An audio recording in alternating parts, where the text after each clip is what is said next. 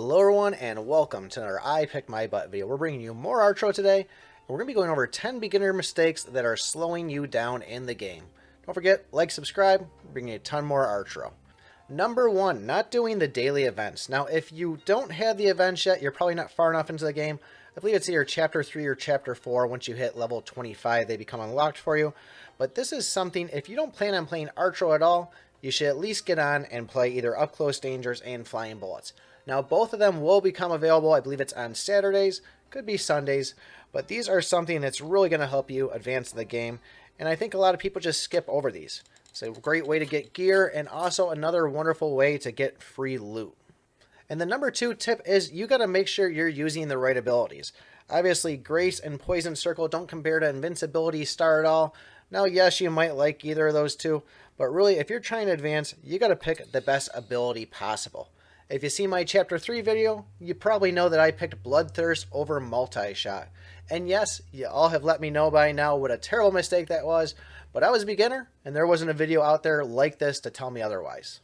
And for number 3, we have using gems to revive when you're below 40% progress.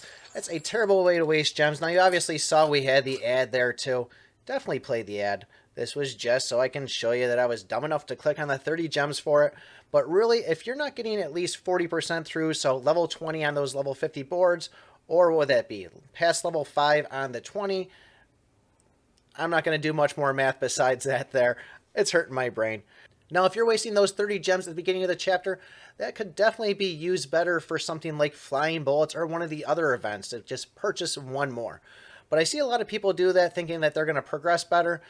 There's tons of other ways to use the gems, and that is not the way to do it. At number 4, we have not watching the ad to claim the extra bonus. Now, you can see here, we're only at 6,000, which is surprising, because I probably haven't loaded this up in probably maybe 4 or 5 days. But clicking on that ad there is going to make a huge difference.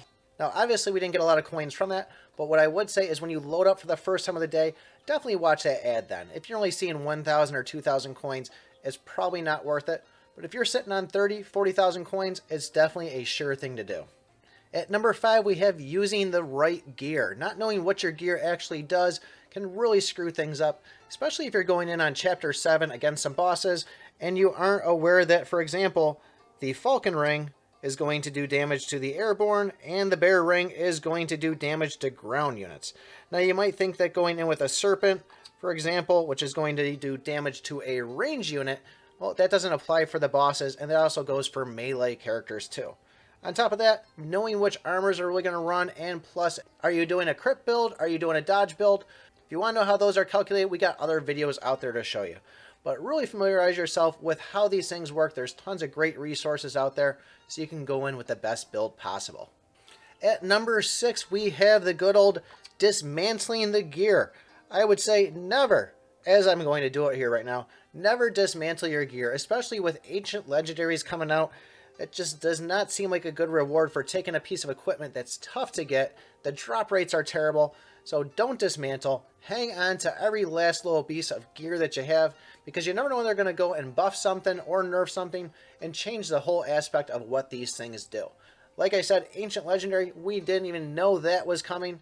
If you would have been saving those items all the time, you might have been able to merge 2 of those together and get a really cool weapon out of it. At number 7, we have opening chests one at a time.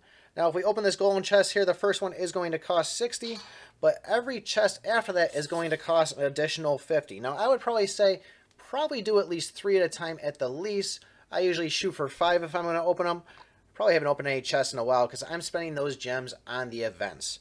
But don't be dumb on it. Be smart. Try to save it. If we go back in again, once again, 60, I'm wasting another 10 gems where I could have just bought another one for 50. So be smart about it. Now, don't always expect to get what you want out of these. It seems like a lot of times you'll be sitting on 5 items that have 2 of each, and then they're just going to give you that one item that you don't even have yet, which is going to screw everything up. At number 8, we have spending all your Sapphires on a single hero. You can see it here. We have a whole bunch of them that could be upgraded. Well, actually, we only have one other one right now. This is my second account. Once you get your hero up to the highest level that you can, now go over to all the other ones, get them up to level 20 so you can get those all hero bonuses. But if you're looking for a good hero to invest those Sapphires in, I would recommend Meowjic or Helix himself. At number 9, we have not completing the Battle Pass. Now you can see here, we do have a ton of stuff we can get out of this. I have not purchased it yet on this account, but there is so many things you can actually get from here, even if you don't spend the $5, which is in US. But going down, you can get a purple key out of it. Not a bad deal. And then if you do decide to actually purchase it, really make sure you should grind and do it. I just slacked on that on my main account. I was missing the very last one, wasn't paying attention in time.